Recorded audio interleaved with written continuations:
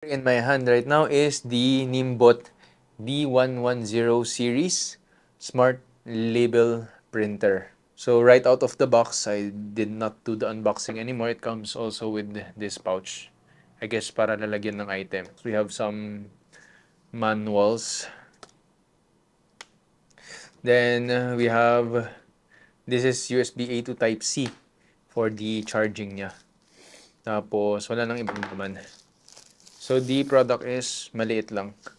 It's pasok siya sa palm of my hand. Bluetooth 4.0 na siya. Lahat ng gagawin mo will be through the app. Kailangan naka-download na sa app yung Nimbot na app.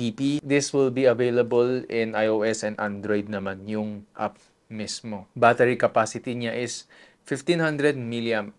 So, if you want to open the top, kasi kailangan mo magpalit or something, yan lang naman. So, nandito yung pinaka label niya. Tapos, ang resolution is 203 dpi.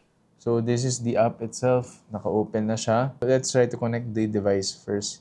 So, it automatically detects. Kailangan pa rin pumunta sa settings para mag-i-connect. May templates dito, I think, pero kailangan mong gumawa ng account. Basically, if you want to do some label printing, ganun siya. So, parang napansin ko right off the bat, fix yung sizing na talaga niya. So, the print width kasi nakita ko is 12 millimeters eh.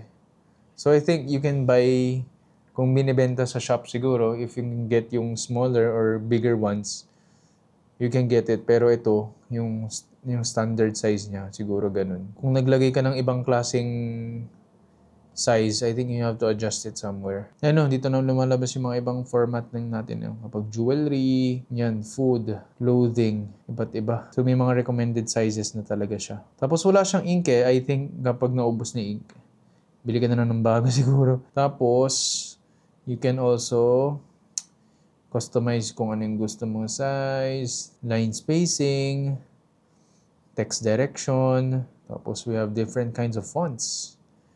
Wow, very, very cool. Then, of course, you can save your format para kung may paulit-ulit ka na print, diretso na. Tapos, let's do a test print right now.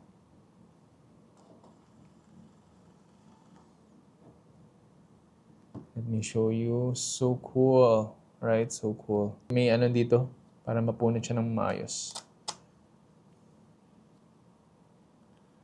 So, if you guys are interested to buying this, you can actually check out yung link. Ipaprovide ko siya in the description down below.